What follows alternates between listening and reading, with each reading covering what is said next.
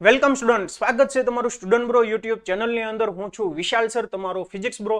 તો સ્ટુડન્ટ, આજના સેશનની અંદર આપણે ધોરણ 12 નું વિદ્યુત ભારો અને ક્ષેત્રો ચેપ્ટરના સ્વાધ્યાયના પ્રશ્નો સોલ્વ કરવાના છે, એ પણ અકોર્ડિંગ ટુ રિડ્યુસ સિલેબસ, કે આપણો જે સિલેબસ રિડ્યુસ થયો છે એ રિડ્યુસ થયેલા સિલેબસ પ્રમાણે જે કઈ સ્વાધ્યાયના પ્રશ્નો છે એ તમામ પ્રશ્નો ડિટેલની અંદર સોલ્વ કરવાના છે, જે એક્ઝામ પોઈન્ટ ઓફ વ્યૂ ખૂબ જ અગત્યના છે.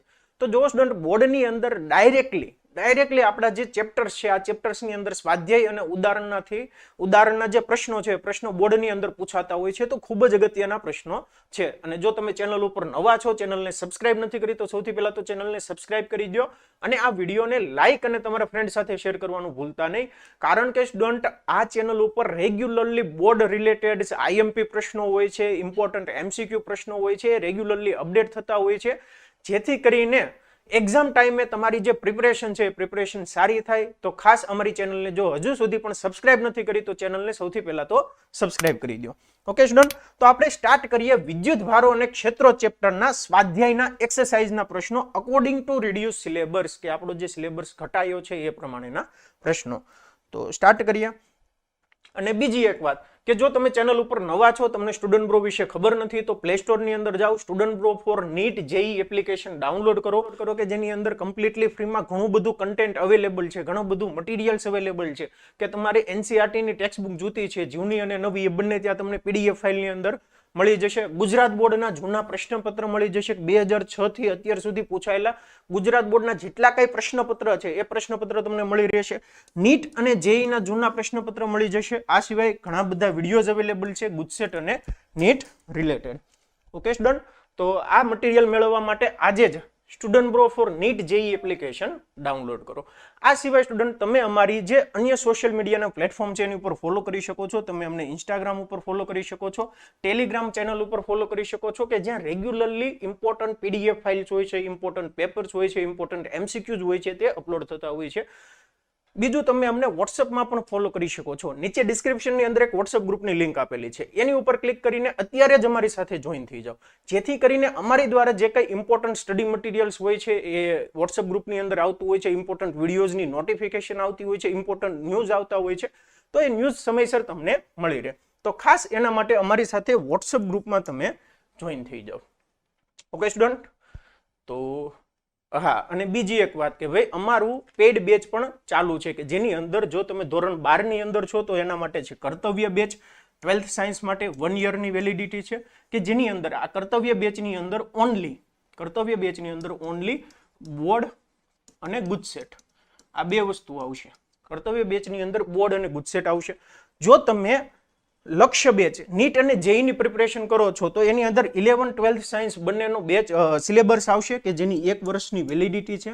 પણ તમારું 11th અને 12th બંને એની અંદર કવર કરવામાં આવશે. અને જો તમે 11th સાયન્સની અંદર છો, અથવા તો માની લો કે ભાઈ તમારો કોઈ ફ્રેન્ડ છે, રિલેટિવ છે, તો એને તમે સજેસ્ટ કરી શકો છો કે 11 સાયન્સ માટે પ્રારંભ બેચ છે, અને બીજી એક બ્રહ્માસ્ત્ર બેચ છે, જે હાલ ધોરણ 11 માં હોય તો 2 વર્ષની કમ્બાઇન બેચ છે, કે જેની અંદર 2 યરની વેલિડિટી છે.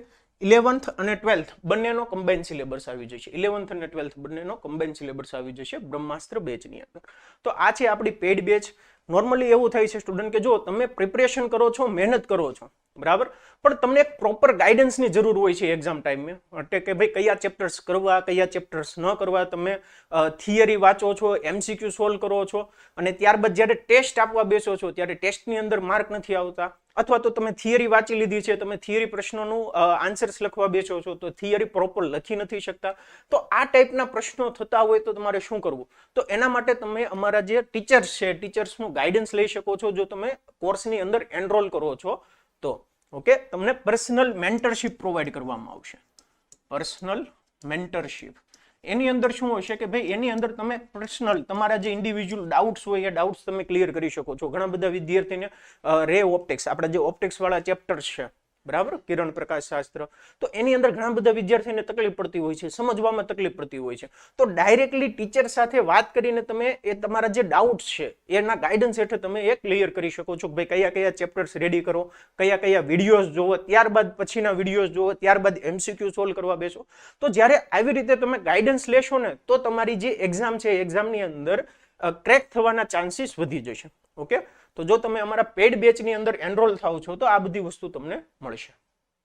ચાલો તો હવે આપણે સમય બગાડ્યા વગર જલ્દીથી સ્ટાર્ટ કરી દઈએ સોલ્યુશન. ક્વેશ્ચન નંબર 1 સ્વાધ્યાયના પ્રશ્નોનું પહેલો પ્રશ્ન જોઈએ કે ભાઈ 2 ગુણાકાર 10 ની -7 ઘાત કુલમ અને 3 ગુણાકાર 10 ની -7 ઘાત કુલમ વિદ્યુતભાર ધરાવતા અને એકબીજાથી હવામાં 30 સેન્ટીમીટર અંતરે રહેલા બે વિદ્યુતભારિત ગોળાઓ વચ્ચે કેટલું બળ લાગે?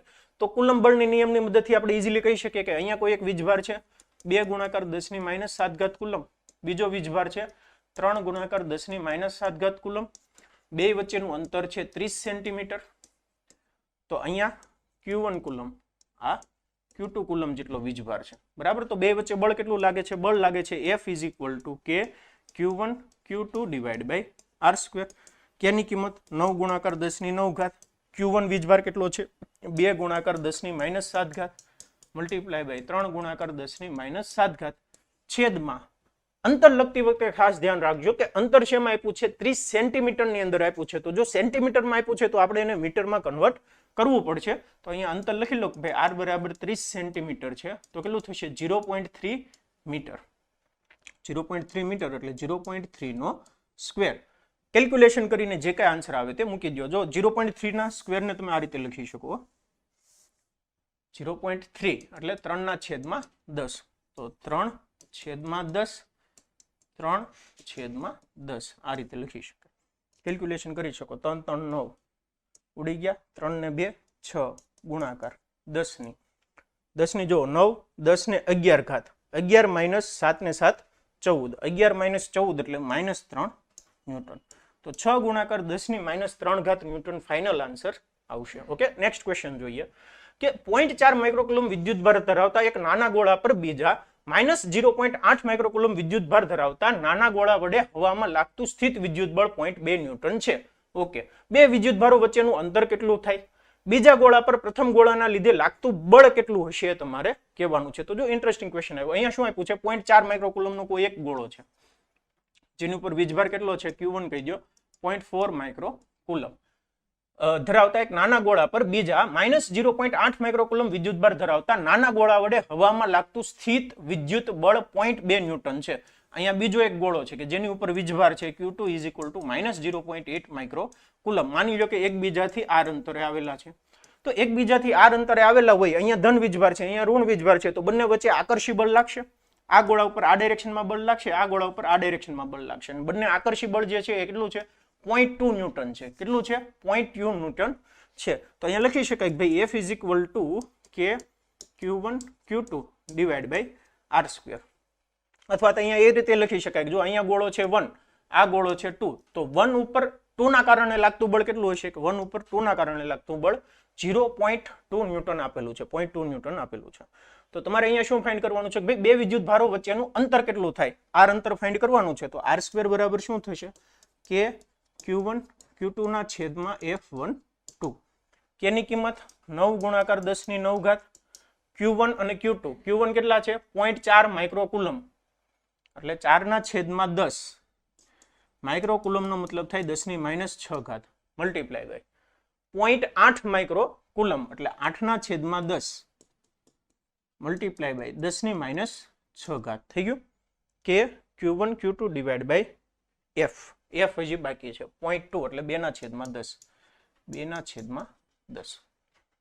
ઓકે, ચાલો સાદુરૂપ આપો. તો જુઓ કઈ રીતે કરશો? આ 10 ઉડી ગયા, 2 4 8.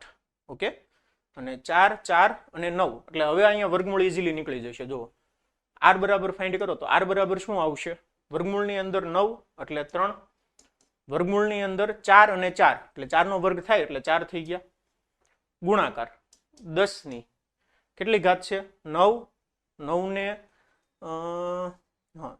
-6 એટલે કેટલા છે? -12 -6 -12 પ્લસ 9 અને અહીંયા 10 છેદમાં છે, અંશમાં ગયા તો માઇનસ થઈ ગયા એટલે -1. કેટલા છે? -12 -1 એટલે -13 માંથી 9 જાય એટલે -4. -4 ની 1/2 ઘાત એટલે -2 ઘાત થયા, એનું વર્ગમૂળ કરી લ્યો તો -2 ઘાત એટલે કેટલા છે? 4 તેરી 12 ગુણાકાર 10 ની -2 ઘાત એટલે કે 0.12 મીટર. 0.12 મીટર 12 સેન્ટીમીટર લખી શકાય. બરાબર 12 સેન્ટીમીટર લખી શકાય. તો એટલું હશે અંતર. હવે છે કે ભાઈ બીજા ગોળા પર પ્રથમ ગોળાના લીધે લાગતું બળ, તો બંનેના ઉપર જે બળ લાગે એ સમાન જ હશે. F1 ઉપર 2 ના કારણે જેટલું બળ લાગે એટલું જ બળ F2 ઉપર 1 ના કારણે લાગે, ડાયરેક્શન ખાલી અલગ અલગ હોય. બરાબર. તો જે બળ છે એ બળ કેટલું હશે? બળ હશે સેમ 0.2 ન્યૂટન, 0.2 ન્યૂટન. અને અહીંયા આન્સર છે 12 સેન્ટીમીટર અથવા તો 0.12 મીટર. ઓકે, ચાલો નેક્સ્ટ ક્વેશ્ચન સોલ્વ કરીએ કે ke² ડિવાઇડ બાય GMEMP ગુણોત્તર પરિમાણ રહિત છે તેમ ચકાસો. ભૌતિક અચળાંકો ધરાવતા કોષ્ટકમાં જુઓ અને આ ગુણોત્તરનું મૂલ્ય શોધો. આ ગુણોત્તર શું સૂચવે છે? તો જુઓ કે આપણે એક કિંમત ફાઇન્ડ કરવાની છે. ke² ના છેદમાં GMEMP પરિમાણ રહિત છે. પહેલા તો આપણે એ કહેવાનું છે કે ભાઈ એને કોઈ પરિમાણ નથી. એટલે આપણે જ્યારે પારિમાણિક સૂત્ર લખશું તો શું આવશે? m0 l0 t0 આવશે.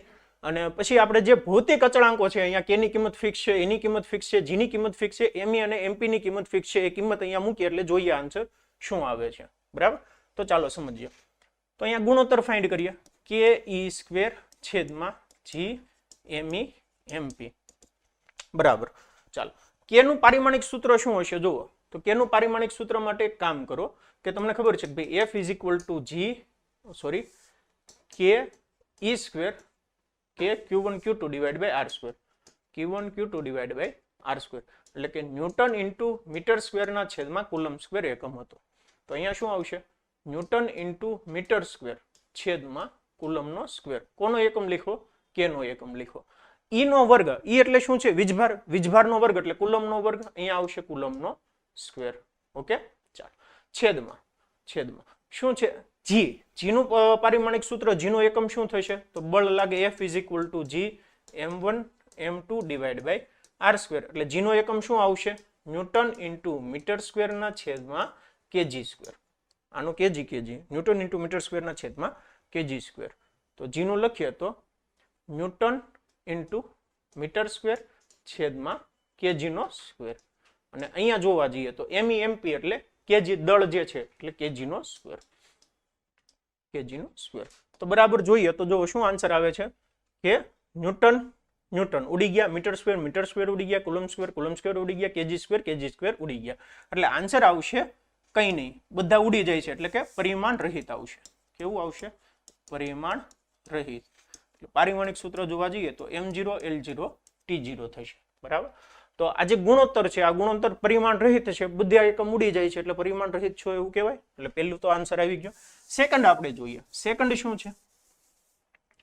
સેકન્ડ એવું આપ્યું છે કે ભૌતિક અચળાંકો ધરાવતા કોષ્ટકમાં જુઓ અને આ ગુણોત્તરનું મૂલ્ય શોધો. આ ગુણોત્તર શું સૂચવે છે? આ ગુણોત્તર શું સૂચવે છે જુઓ કે ભાઈ ke² ના છેદમાં g mass of electron mass of proton.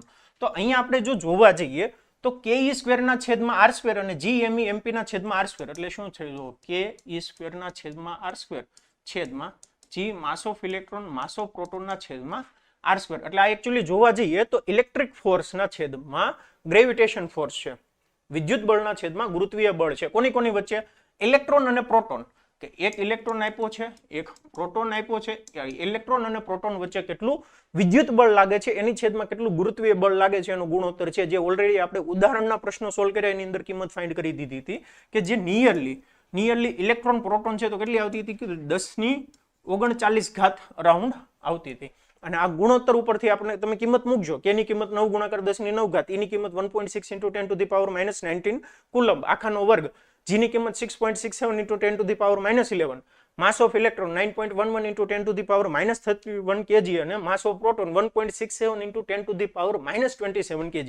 આ બધી કિંમત તમે મૂકશો ને એટલે નિયરલી 10⁻39 આન્સર આવે છે, જે ઇન્ડિકેટ કરે છે કે જે વિદ્યુત બળ જે છે એ વિદ્યુત બળ ગુરુત્વીય બળ કરતા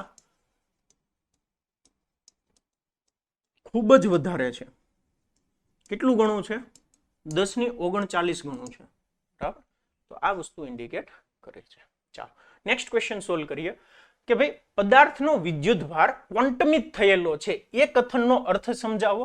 કે ઓલરેડી આપણે ક્વોન્ટમીકરણ થિયરીની અંદર જોઈ ચૂક્યા છે કે કોઈ પદાર્થ છે એ પદાર્થ ઉપર માની લો કે અહીંયા કોઈ પદાર્થ છે, આ પદાર્થ ઉપર વિદ્યુત ભાર કેટલો હોઈ શકે? તો આ પદાર્થ ઉપર એક ઇલેક્ટ્રોન એક્સ્ટ્રા હોય અથવા તો 2 ઇલેક્ટ્રોન એક્સ્ટ્રા હોય અથવા તો 3 ઇલેક્ટ્રોન એક્સ્ટ્રા હોય. એટલે કે જે પદાર્થ છે એ પદાર્થ ઉપર 1 ઇલેક્ટ્રોન એક્સ્ટ્રા હોય એટલે વીજભાર કેટલો હશે? 1.6 × 10 to the power -19 coulomb. 2 electron છે તો વીજભાર કેટલો હશે? 3.2 × 10 to the power -19 કુલમ જેટલો વીજભાર હશે.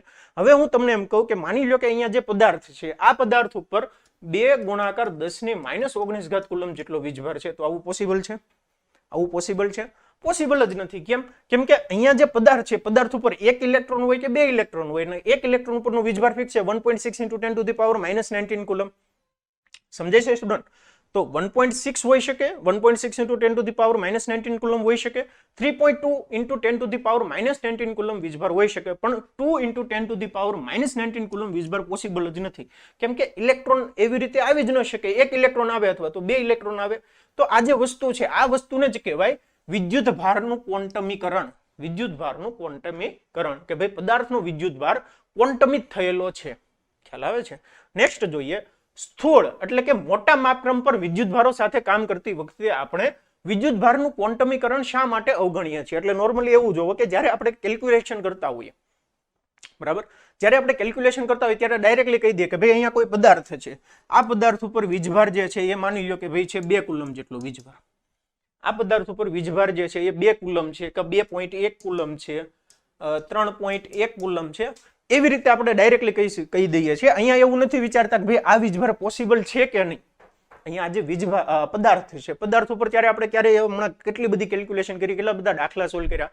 હમણાં આ જ જસ્ટ હમણાં ક્વેશ્ચન જોયો એ પ્રમાણે કે બરાબર 2 ગુણાકાર 10⁻⁷, 3 ગુણાકાર 10⁻⁷ કુલમ વીજભાર ધરાવતા ગોળા છે. તો ત્યારે આપણે એવું વિચાર્યું કે ભાઈ એ ગોળા ઉપર આ વીજભાર પોસિબલ છે કે નહીં. એવું નથી વિચારતા.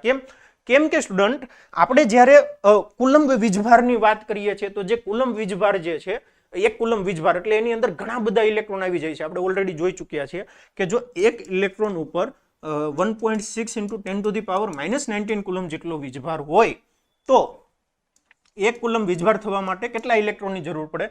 અને એની આપણે કેલ્ક્યુલેશન કરી હતી કંઈક 6.25 × 10 to the power 18 ઇલેક્ટ્રોનની જરૂર પડે એવો કંઈક આન્સર આવ્યો હતો. બરાબર. તો એનો મતલબ એવો છે કે ભાઈ 1 કુલમ વીજભાર એટલે એટલા બધા ઇલેક્ટ્રોન એટલે તમે ઇમેજિન કરી શકો કે વીજભારનું જો આપણે ક્વોન્ટમીકરણ કરીએ અને એટલા બધા ઇલેક્ટ્રોનની આપણે જે કેલ્ક્યુલેશન કરીએ તો જ્યારે આપણે માઇક્રોસ્કોપિક, બરાબર, માઇક્રોસ્કોપિક જ્યારે આપણે વાત કરતા હોઈએ ત્યારે આપણે એવું કહી શકીએ કે ભાઈ વિદ્યુત ભારનું ક્વોન્ટમીકરણ આપણે ધ્યાનમાં લઈએ જ્યારે આપણે આવા વીજભારની વાત કરતા હોઈએ ત્યારે, બરાબર. પણ મોટા માપક્રમની અંદર વિદ્યુત ભારો સાથે કામ કરતી વખતે અહીંયા 2 કુલમ, 2 કુલમ, 2.1 કુલમ, 3.1 કુલમની અંદર આપણે વિદ્યુત ભારનું જે ક્વોન્ટમીકરણ, કેમ કે ઇલેક્ટ્રોનની જે વાત થાય છે એ 10⁸ સંખ્યામાં ઇલેક્ટ્રોનની વાત થાય છે તો ત્યારે આપણે એને ઇગ્નોર કરી શકીએ, બરાબર. ત્યારે આપણે એને અવગણી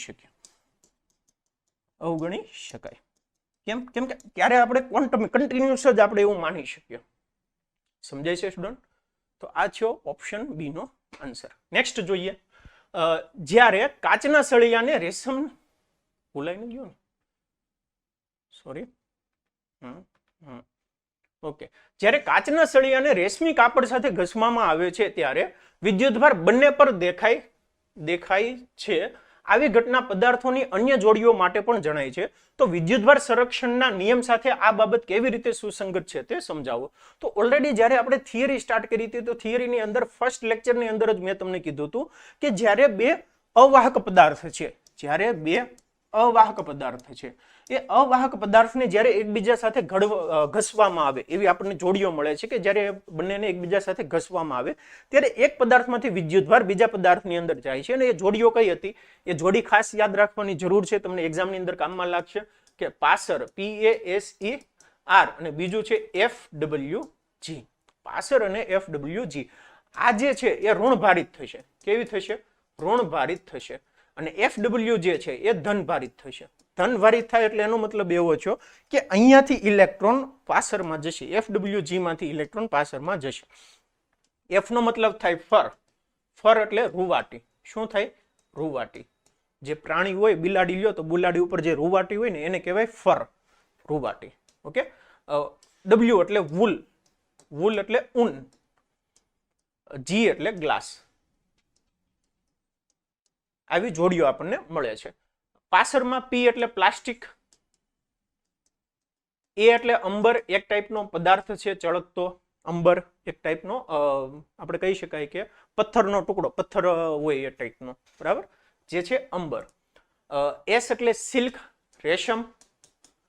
ઈ એટલે ઇબોનાઇટ, એક ટાઈપનું પ્લાસ્ટિક આવે છે ઇબોનાઇટ. અને આર એટલે રબર, બરાબર.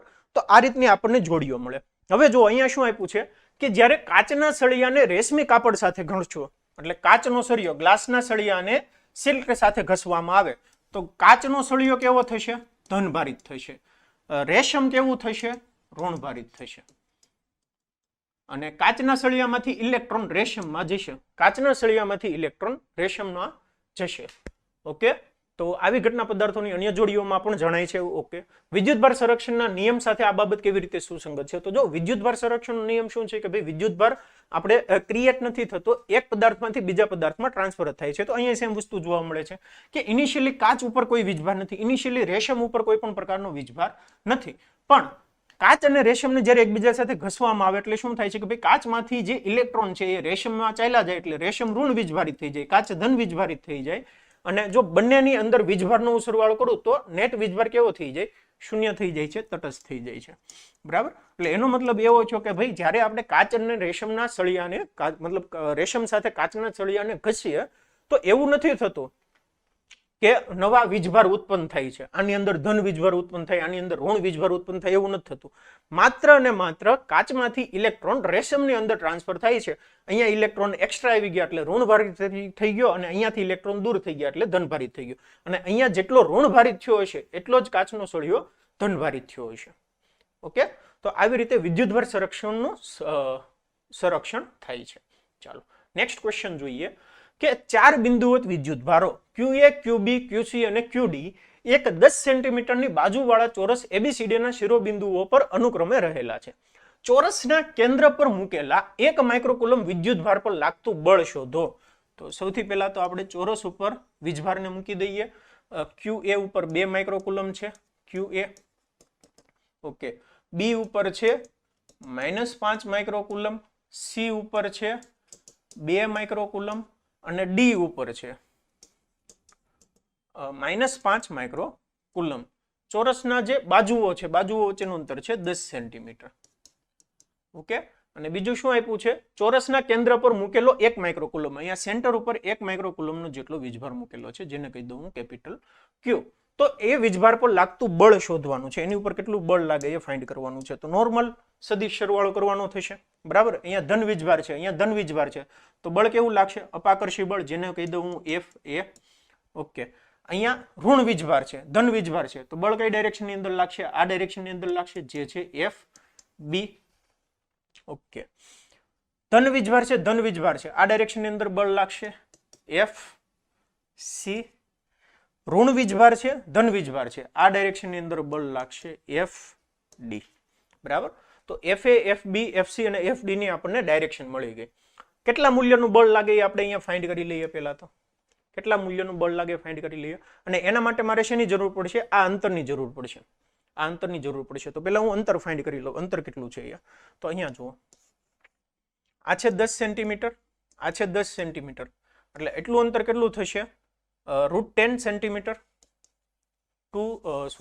અહીંયા છે 10 નો વર્ગ પ્લસ 10 નો વર્ગ. આ કાટકોણ ત્રિકોણ બને ને, એટલે કર્ણનો વર્ગ બાજુની કાટખૂણો બનાવતી બાજુના વર્ગના સરવાળા બરાબર થાય. એટલે કે 210 નો સ્ક્વેર એટલે √2 × 10. આ માપ થયું √2 × 10. અડધું માપ કેટલું થાય? ડિવાઈડ બાય 2, એટલે કે 10 divide by √2. 10 divide by √2 centimetre into 10 to the power -2 એટલું થશે, બરાબર. 10 divide by √2 into 10 to the power -2, આ એટલા મીટર હશે, એટલું મીટર માપ છે. તો FA ફાઇન્ડ કરીએ પહેલા. FA કેટલું થાય?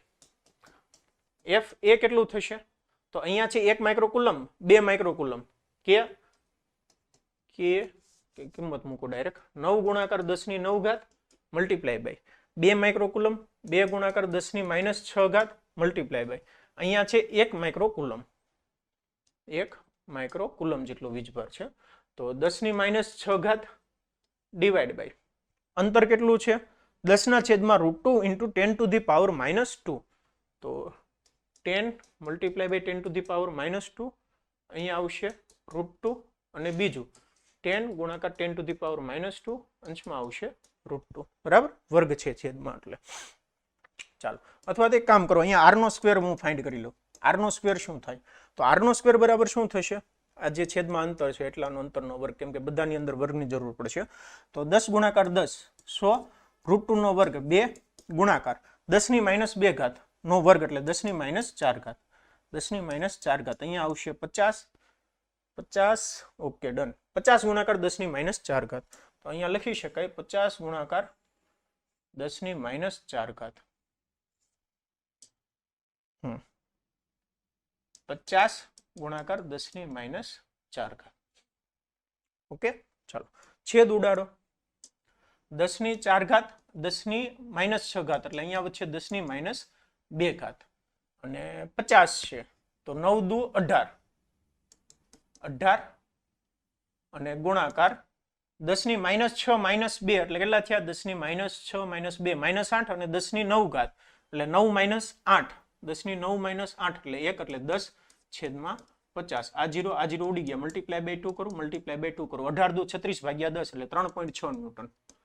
3.6 ન્યૂટન બળ લાગે છે. ઓકે, એફ એ મળી ગયું 3.6 newton. Similar F B find કરો. એફ બી ફાઇન્ડ કરીએ તો એફ બી કેટલા છે? 1 માઇક્રોકુલમ 5 માઇક્રોકુલમ. 9 ગુણાકાર 10 ની 9 ઘાત મલ્ટીપ્લાય બાય 5 ગુણાકાર 10 ની -6 ઘાત મલ્ટીપ્લાય બાય અહીંયા 10 ની -6 ઘાત છેદમાં r નો વર્ગ. r નો સ્ક્વેર બરાબર કેટલા છે? 50 ગુણાકાર 10 ની -6 ઘાત -4 ઘાત. ઓકે, એફ સી ફાઇન્ડ કરો. સી 2 માઇક્રોકુલમ અને 1 માઇક્રોકુલમ. તો આ તો સેમ બળ લાગશે. સોરી, ક્યુ એ એફ સી 2 માઇક્રોકુલમ અને 1 માઇક્રોકુલમ એટલે સેમ મૂલ્યનું જ બળ લાગશે ને. એફસી જે બળ લાગે એ એફ એ જેટલું જ હશે, કેમ કે અહીંયા 2 માઇક્રોકુલમ 1 માઇક્રોકુલમ 2 માઇક્રોકુલમ 1 માઇક્રોકુલમ સરખા મૂલ્યનું જ બળ લાગે, વિરુદ્ધ દિશામાં લાગે. બરાબર, સરખા મૂલ્યનું જ વિરુદ્ધ દિશામાં બળ લાગે. એટલે જો સેમ વસ્તુ અહીંયા થઈ છે. 5 માઇક્રોકુલમ 5 માઇક્રોકુલમ સરખા મૂલ્યનું વિરુદ્ધ દિશામાં બળ લાગે. એટલે એનો મતલબ એવો છે કે એફ સી ની કિંમત શું આવશે? એફ એ બરાબર આવશે. એફ બી ની કિંમત આવશે એફ ડી બરાબર.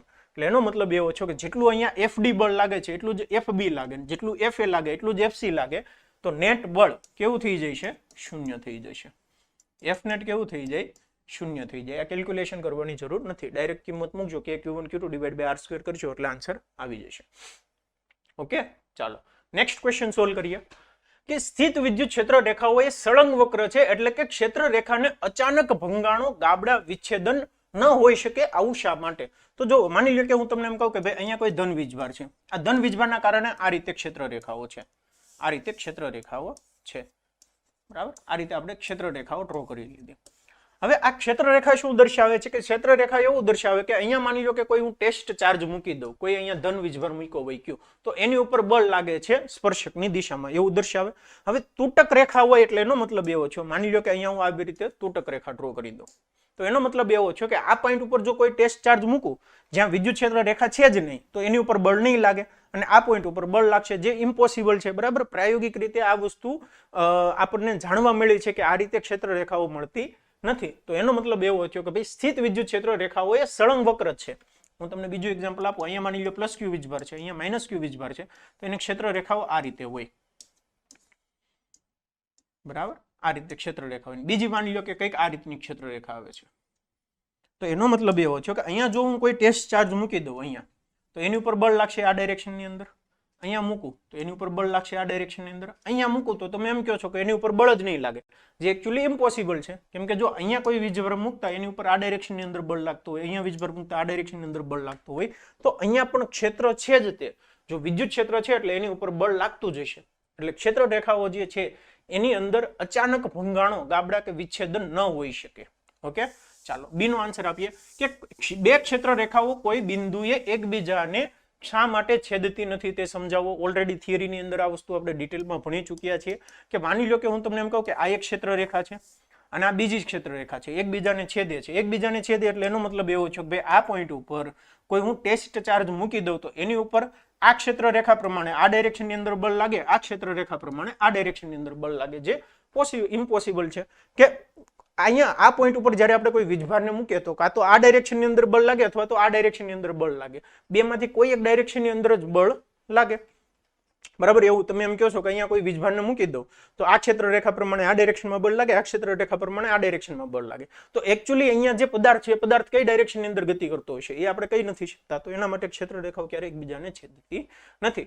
છેદે એટલે એનો મતલબ એમ છે કે ભાઈ બે ડાયરેક્શનની અંદર હોય છે, પણ નેટ બળ તો એક જ ડાયરેક્શનની અંદર લાગે. તો બે ક્ષેત્ર રેખાઓ ક્યારેય એકબીજાને છેદતી નથી. ઓકે, ચાલો નેક્સ્ટ જોઈએ. બે બિંદુવત વિદ્યુત ભારો QA QB એકબીજાથી શૂન્યાવકાશમાં 20 સેન્ટીમીટર દૂર રહેલા છે. બે વિદ્યુત ભારોને જોડતી રેખા AB ના મધ્ય બિંદુ આગળ વિદ્યુત ક્ષેત્ર કેટલું હશે? ઓકે, જો 1.5 ગુણાકાર 10⁻9 કુલમ માન ધરાવતો એક ઋણ વિદ્યુત પરીક્ષણ વિદ્યુત ભાર આ બિંદુએ મૂકવામાં આવે તો તેના પર લાગતું બળ કેટલું હશે? એકદમ ઈઝી છે.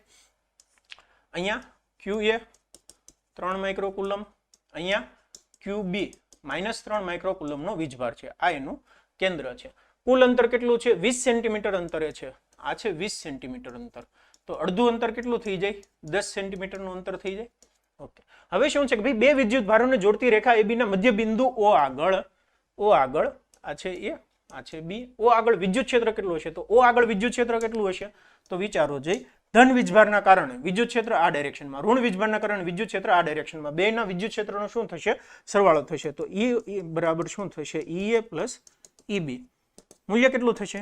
KQ divide by R² plus KQ divide by R². બે વીજભારનું મૂલ્ય કેવું છે? સમાન છે, એટલે QQ આપણે સમાન લીધા. તો કેટલું આવશે? 2KQ divide by R². અહીંયા જો ઋણ વીજભાર તમારે કન્સિડર કરી શકત, પણ અહીંયા આપણે શું કર્યું કે ભાઈ બેની ડાયરેક્શન જોઈ લીધી. ડાયરેક્શન કઈ આવે છે ને એ પ્રમાણે સરવાળો કરી લીધો. ડાયરેક્શન પ્રમાણે સરવાળો કરી દીધો. આ છે EA, આ છે EB. હવે આપણે ખાલી મૂલ્યનો સરવાળો જ કરીએ છીએ. કયા ધન વીજભારથી ઋણ વીજભાર તરફ વિદ્યુત ક્ષેત્ર હશે. ઓકે, ચાલો કિંમત મૂકો. 2 9 ગુણાકાર 10⁹ Q Q Q Q Q 3 માઇક્રોકુલમ એટલે 3 ગુણાકાર 10⁻6 છેદમાં R નો વર્ગ. R કેટલા છે? R એટલે એટલું અંતર જ આવશે, 20 સેન્ટીમીટર નહીં આવે, એટલું જ આવશે. 10 સેન્ટીમીટર એટલે 1/10. 1/10 ગુણાકાર 10 બરાબર 10 સેન્ટીમીટર બરાબર શું થાય? 10/100 એટલે 1/10 મીટર. મીટરમાં કન્વર્ટ કરવાનું ન ભૂલાય.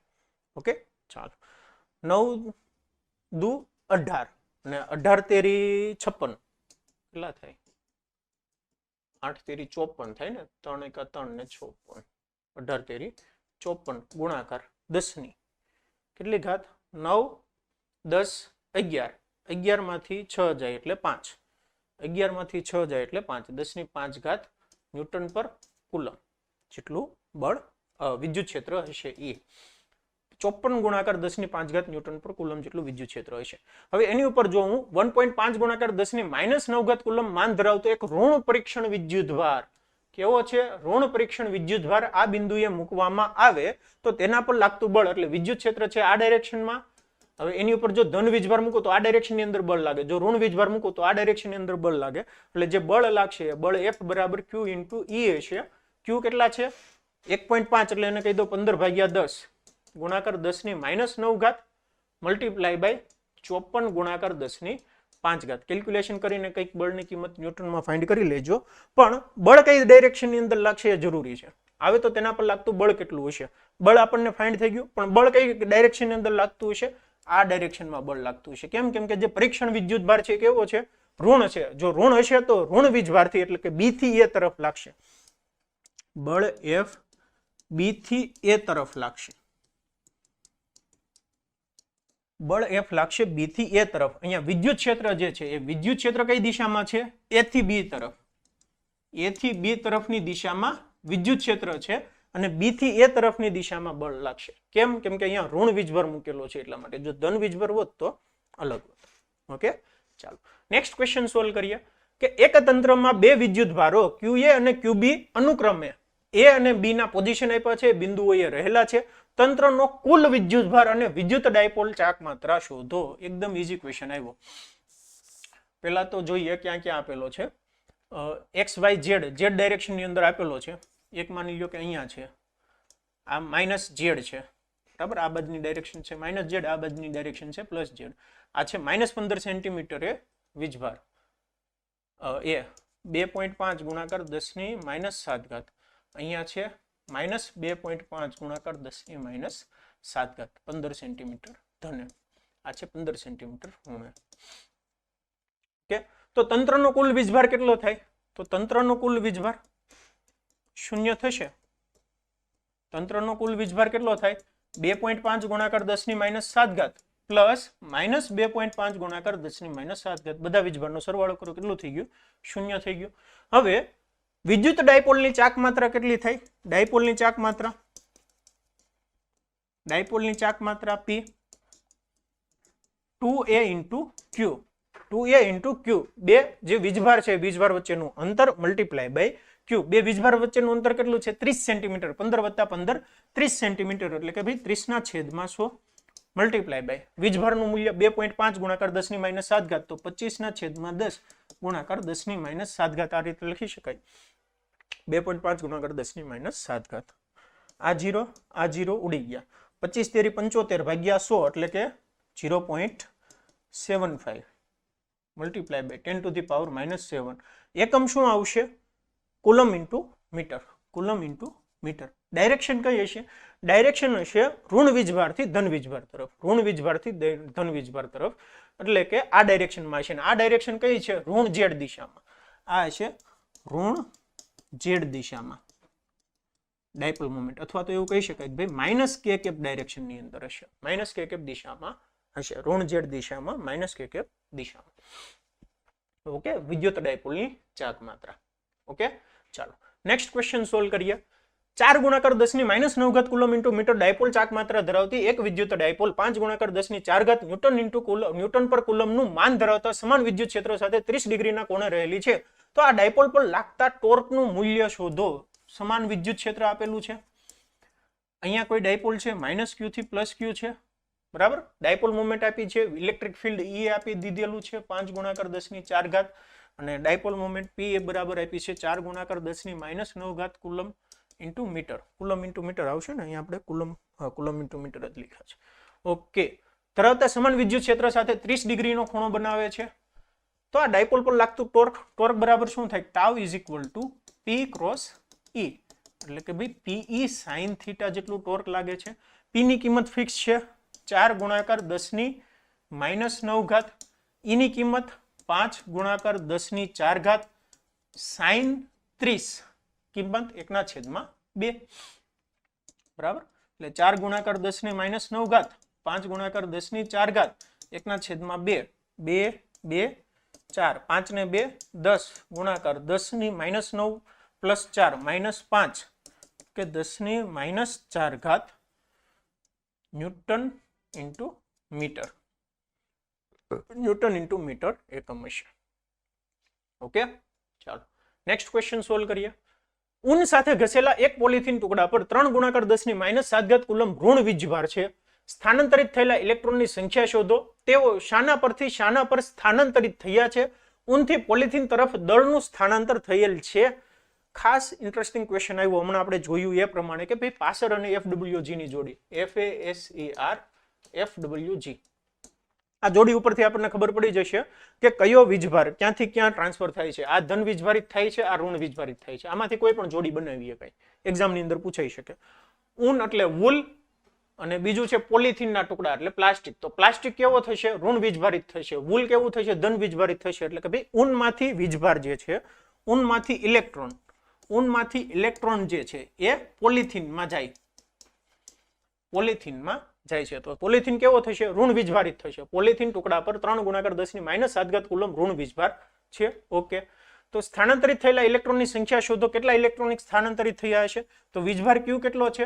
3 ગુણાકાર 10⁻⁷.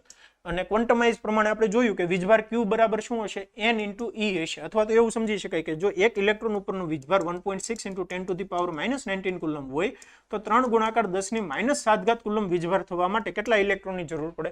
તો 3 ગુણાકાર 10⁻⁷ છેદમાં 1.6 ગુણાકાર 10⁻⁻19 ઇલેક્ટ્રોનની જરૂર પડે.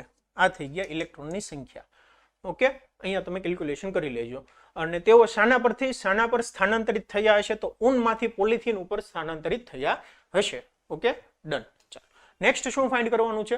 ઊનથી પોલિથીન તરફ દળનું સ્થાનાંતર થશે. હા, સ્વાભાવિક વાત છે. જો ઇલેક્ટ્રોનનું સ્થાનાંતર થાય અને એક ઇલેક્ટ્રોનનું દળ આપણને ખબર છે 9.11 × 10⁻31 kg જેટલું દળ છે એક ઇલેક્ટ્રોનનું. તો અહીંયા જે કઈ ઇલેક્ટ્રોન આવે તો એટલા ઇલેક્ટ્રોનનું દળ કેટલું થાય? તો n × 9.11 × 10⁻31 kg તમારે કરી નાખવાના. તો એટલું દળ ટ્રાન્સફર થયું હશે ઊનમાંથી પોલિથીન તરફ. એટલું દળ ટ્રાન્સફર થયું હશે ઊનમાંથી પોલિથીન તરફ. એક ઇલેક્ટ્રોનનું દળ આપણને ખબર છે. ઓકે, ચાલો નેક્સ્ટ ક્વેશ્ચન સોલ્વ કરીએ કે કોપરના અલગ કરેલા બે ગોળાઓ A અને B ના કેન્દ્ર વચ્ચેનું અંતર 50 સેન્ટીમીટર છે. જો દરેક પરનો વિદ્યુતભાર 6.5 × 10⁻7 કુલમ હોય તો તેમની વચ્ચે પરસ્પર લાગતું અપાકર્ષણનું બળ કેટલું હશે? A અને B વચ્ચેના અંતરની સરખામણીએ તેમની ત્રિજ્યાઓ અવગણી શકાય તેવી છે. ઓકે, એક પાર્ટ આપ્યો છે. બીજો પાર્ટ શું છે? જો આ દરેક ગોળા પરનો વિદ્યુતભાર બમણો કરવામાં આવે અને તેમની વચ્ચેનું અંતર અડધું કરવામાં આવે તો કેટલું અપાકર્ષણ બળ લાગશે? એકદમ ઈઝી ક્વેશ્ચન છે. પહેલા ક્વેશ્ચનનો આન્સર આપીએ કે કોપરના અલગ કરેલા બે ગોળાઓ, એક ગોળો A છે, બીજો ગોળો B છે, એકબીજાથી 50 સેન્ટીમીટર અંતરે આવેલા છે. ઓકે, જો દરેક પરનો વિદ્યુતભાર 6.5 × 10⁻7 કુલમ હોય તો એની વચ્ચે અપાકર્ષી બળ લાગે છે. બરાબર, એ અપાકર્ષી બળનું મૂલ્ય કેટલું છે? તો F બરાબર K Q1 Q2 / R². 9 × 10⁹. Q1 વીજભારની કિંમત કેટલી છે? 6.5 × 10⁻7. 6.5 × 10⁻7 મલ્ટીપ્લાય બાય 6.5 × 10⁻7 છેદમાં અંતર કેટલું છે? 50 સેન્ટીમીટર. સેન્ટીમીટરને મીટરમાં કન્વર્ટ કરવાનું ભૂલાય નહીં. સેન્ટીમીટરને મીટરમાં કન્વર્ટ કરવાનું ભૂલાય નહીં એટલે 0.5 નો વર્ગ. આન્સર મૂકી દો. એટલા ન્યૂટન બળ લાગે છે. ઓકે, એટલા ન્યૂટન બળ લાગે છે. બીજો પાર્ટ શું આપ્યો છે કે જો આ દરેક ગોળા પરનો વિદ્યુતભાર બમણો કરવામાં આવે એટલે હવે જે વીજભાર હતો એ કેટલો થઈ ગયો? Q ડેશ કહી ગયો, એ થઈ ગયો 2Q જેટલો વીજભાર થઈ ગયો. અને તેમની વચ્ચેનું અંતર અડધું કરવામાં આવે એટલે R ડેશ કેટલું થઈ ગયું? નવું R/2. તો નવું જે અપાકર્ષી બળ લાગે કેટલું લાગે? તો એને હું કહી દઉં F ડેશ. F ડેશ બરાબર K Q ડેશ છેદમાં R ડેશ નો સ્ક્વેર. K Q ડેશ કેટલા છે? 2Q. આ Q ડેશ કેટલા છે? 2Q, કેમ કે વીજભાર દરેક ઉપર કેટલો કર્યો? બમણો કર્યો. છેદમાં અંતર કેવું કર્યું? અડધું કર્યું. R/2 કર્યું. R/2 આખાનો વર્ગ. એટલે અહીંયા સમજી શકાય જો 2 ને 2 4 એટલે 4KQ² છેદમાં R² ના છેદમાં 4. છેદનો છેદ વહી ગયો અંશમાં 4. 4 ને 4 16 એટલે 16KQ² ના છેદમાં R² બરાબર 16F. 16F. અહીંયા જે કઈ બળની કિંમત મળે એને જો તમે 16 વડે ગુણી દો એટલે મને નવું બળ મળી જશે કે જો દરેક ગોળા પરનો વિદ્યુતભાર બમણો કરવામાં આવે અને એમની વચ્ચેનું અંતર અડધો કરવામાં આવે તો નવું અપાકર્ષી બળ કેટલું હશે? તે પહેલા જે બળ લાગે છે એની કરતા 16 ગણું હશે. ઓકે, ચાલો નેક્સ્ટ ક્વેશ્ચન સોલ્વ કરીએ કે આકૃતિ 1.3 માં સમાન વિદ્યુત ક્ષેત્રમાં ઋણ વિદ્યુતભારોના ગતિપથ દર્શાવેલા છે. આપણને આકૃતિ એક આપી છે, અહીંયા ઋણ વીજભાર છે. બરાબર, કયા છે? ઋણ વીજભાર. સમાન વિદ્યુત ક્ષેત્રમાં 3 વિદ્યુતભાર, ઋણ નહીં, 3 વિદ્યુતભારોના ગતિપથ દર્શાવ્યા છે. ઓકે, 3 વિદ્યુતભારોના ચિહ્ન આપો કે કયો વિદ્યુતભાર ધન છે, કયો વિદ્યુતભાર ઋણ છે એ આપણે કહેવાનું છે. અને કયા કણ માટે વિદ્યુતભાર અને દળનો ગુણોત્તર મહત્તમ હશે એ તમારે કહેવાનું છે. તો વિડીયોને પોઝ કરો અને ટ્રાય કરો સોલ્વ કરવા માટે કે જો ક્વેશ્ચનની અંદર આપ્યું છે શું. પહેલા એ સમજીએ કે ક્વેશ્ચનની અંદર અહીંયા ધન વીજભાર આપ્યો છે, અહીંયા ઋણ વીજભાર આપ્યો છે. જો ઉપર ધન વીજભાર છે, નીચે ઋણ વીજભાર છે, એનો મતલબ એવો છે કે ભાઈ આ ડાયરેક્શનની અંદર વિદ્યુત ક્ષેત્ર છે, નીચેની ડાયરેક્શનની અંદર વિદ્યુત ક્ષેત્ર છે. ડન. ચાલો બીજું શું આપ્યું છે? બીજું એવું આપ્યું છે કે ભાઈ અહીંયાથી જો કોઈ વીજભાર જાય, અહીંયાથી કોઈ કણ જાય છે તો એનો ગતિપથની અંદર શું થાય છે? ચેન્જ થાય છે. ગતિપથ આવી રીતે ચેન્જ થાય છે. જો ગતિપથ આ રીતે ચેન્જ થાય એટલે એનો મતલબ એવો છે કે અહીંયા જે વીજભાર છે એ વીજભાર ઉપર આ ડાયરેક્શનની અંદર ઉપરની ડાયરેક્શનમાં માની લો કે પહેલા નંબરનો કણ છે તો પહેલા નંબરના કણ ઉપર ઉપરની ડાયરેક્શનમાં કંઈક બળ લાગે છે. પહેલા નંબરના કણ ઉપર ઉપરની ડાયરેક્શનમાં બળ લાગે છે તો ઇલેક્ટ્રિક ફિલ્ડ નીચેની ડાયરેક્શનમાં હોય. હવે પહેલા નંબરના કણ ઉપર જો ઋણ વીજભાર હોય, તો જે ડાયરેક્શનની અંદર વિદ્યુત ક્ષેત્ર છે એની વિરુદ્ધ દિશામાં બળ લાગે. જે ડાયરેક્શનની અંદર વિદ્યુત ક્ષેત્ર છે એની વિરુદ્ધ દિશામાં બળ લાગે તો એનો મતલબ એવો થયો કે અહીંયા જે 1 અને 2 જે છે એ 1 અને 2 કેવો હશે? ઋણ ભારિત હશે. 3 જે છે એ કેવો હશે? ધન ભારિત હશે. અને આમે સમજી શકાય જો ઉપર ધન વીજભાર છે, અહીંયાથી કોઈ ઋણ વીજભારિત હોય તો ધન વીજભાર તરફ આકર્ષે એટલે ઉપરની ડાયરેક્શનમાં બળ લાગે છે. તો 1 કણ જે છે એ કેવો છે? ઋણ ભારિત. સેકન્ડ નંબરનો કણ જે છે એ કેવો છે? ઋણ ભારિત. થર્ડ નંબરનો કણ જે છે કેવો છે? ધન વીજભારિત, કેમ કે અહીંયા ઋણ વીજભાર છે, ધન વીજભારિત હોય તો એની તરફ આકર્ષાય. ઓકે, ચાલો બીજું શું આપ્યું છે? ત્રણેય વિદ્યુત ભારોના ચિહ્ન આપો, ઋણ, ઋણ, ધન. કયા કણ માટે વિદ્યુત ભાર અને દળનો ગુણોત્તર મહત્તમ હશે? કયા કણ માટે વિદ્યુત ભાર Q/m નો ગુણોત્તર, Q/m નો ગુણોત્તર જે છે એ મહત્તમ હશે? તો એના માટે અહીંયા જુઓ કે જે વીજભારનું ડિફ્લેક્શન મહત્તમ થાય, જે વીજભારનું ડિફ્લેક્શન એટલે કે અહીંયા આજે આ સ્ટ્રેટ લાઇનમાં જતો હતો એટલું એનું સ્થાનાંતર થયું, અહીંયા સ્ટ્રેટ લાઇનમાં જતો હતો એટલું થયું. આકૃતિની અંદર ઓલમોસ્ટ સરખા દેખાડ્યા છે, પણ આપણે સમજો કે અહીંયા માની લો કે ડિફ્લેક્શન વધુ થાય છે 3 નંબરનું, આ ડિફ્લેક્શન વધુ થાય છે, બરાબર, અને ઉપરનું ડિફ્લેક્શન ઓછું થાય છે. તો સ્વાભાવિક વાત છે જે 3 નંબરનો કણ છે એ 3 નંબરના કણ ઉપર કંઈક વધુ બળ તો એકચ્યુઅલી જોવા જઈએ તો જો ત્રણેય વીજભાર સમાન વિદ્યુત ક્ષેત્રમાં 3 વિદ્યુત ભારો ગતિપથ દર્શાવે છે, 3 વિદ્યુત ભારોના ચિહ્ન આપો, કયા કણ માટે વિદ્યુત ભાર Q/m નો ગુણોત્તર મહત્તમ હશે? તો પહેલા સમજો કે વિદ્યુત ભાર ઉપર જે બળ લાગે એ લાગે છે Q × E, અને E બરાબર શું થાય? M × E. આપણે આ રીતનો ગુણોત્તર ફાઇન્ડ કર્યો હતો, પ્રવેગ ફાઇન્ડ કર્યો હતો, પ્રવેગ આવ્યો હતો QE/m, અને અહીંયાથી જો Q/m નો ગુણોત્તર ફાઇન્ડ કરું તો એના છેદમાં E, Q/m. Q/m શું આવે છે? એના છેદમાં E, એટલે જેનો પ્રવેગ વધારે એનો Q/m નો ગુણોત્તર વધારે, જેનો પ્રવેગ વધારે એનો Q/m નો ગુણોત્તર વધારે. અને પ્રવેગ કોનો વધારે હશે? જેનું સ્થાનાંતર વધુ, જેનું y ડાયરેક્શનની અંદર સ્થાનાંતર, જેનું y દિશામાં સ્થાનાંતર વધુ, જેનું y દિશામાં સ્થાનાંતર વધુ, પ્રવેગ વધુ હશે એટલે y દિશામાં સ્થાનાંતર વધુ થાય. કેમ કે જો Sy = Uy, S = U + ½ at², ut + ½ at². y દિશામાં સ્થાનાંતર જોઉં તો Sy = Uyt + ½ Ayt². એટલે y ડાયરેક્શનની અંદર સ્થાનાંતર જો પ્રવેગ વધુ હોય તો y ડાયરેક્શનની અંદર સ્થાનાંતર કેવું થશે? વધુ થશે, આ સૂત્ર પ્રમાણે. તો જેનું ડિફ્લેક્શન વધુ, અહીંયા આકૃતિની અંદર આ 3 નંબરના કણનું ડિફ્લેક્શન વધુ દેખાય છે, તો 3 નંબરનો જે કણ છે એ 3 નંબરના કણ નો Q/m રેશિયો કેવો હશે? વધારે હશે. Q/m રેશિયો કેવો હશે? વધારે હશે. તો કયા કણ માટે વિદ્યુતભાર અને દળનો ગુણોત્તર મહત્તમ હશે? તો 3 નંબરના કણ માટે વિદ્યુતભાર અને દળનો ગુણોત્તર મહત્તમ હશે. ઓકે સ્ટુડન્ટ, ચાલો આપણે નેક્સ્ટ ક્વેશ્ચન સોલ્વ કરીએ કે એક સમાન વિદ્યુત ક્ષેત્ર E 3 × 10³ ન્યૂટન પર કુલમનો વિચાર કરો. YZ સમતલને સમાંતર જેનું સમતલ હોય તેવા 10 સેન્ટીમીટરની બાજુવાળા ચોરસમાંથી આ ક્ષેત્રને ફ્લક્સ કેટલું હશે તમારે ફાઇન્ડ કરવાનું છે. ફ્લક્સનું સૂત્ર તમને ખબર છે, phi = E.A, બરાબર. અને જો આ જ ચોરસના સમતલને દોરેલા લંબ x અક્ષ સાથે 30 ડિગ્રીનો કોણ બનાવે તો તેમાંથી ફ્લક્સ કેટલું હશે ફાઇન્ડ કરો. તો વિદ્યુત ક્ષેત્ર પહેલા ફાઇન્ડ કરી લઈએ. x ડાયરેક્શનની અંદર છે, કોઓર્ડિનેટ લઈ લઈએ, આ છે x, y અને z. ઓકે, YZ સમતલને સમાંતર જેનું સમતલ હોય y અને z, અહીંયા એક સમતલ છે અને z ડાયરેક્શન x ડાયરેક્શનની અંદર વિદ્યુત ક્ષેત્ર છે, તો એરિયા વેક્ટર જે છે એ x ડાયરેક્શનની અંદર આવશે, વિદ્યુત ક્ષેત્ર x ડાયરેક્શનની અંદર છે, તો ચોરસમાંથી ક્ષેત્રનું ફ્લક્સ કેટલું હશે? ફ્લક્સ phi બરાબર હશે E.A cos 0. એંગલ કેટલો હશે? 0 હશે, કેમ કે એરિયા વેક્ટર અને વિદ્યુત ક્ષેત્ર બે એક જ ડાયરેક્શનની અંદર છે. તો E કેટલા છે? E છે 3 × 10³ મલ્ટીપ્લાય બાય એરિયા કેટલો છે?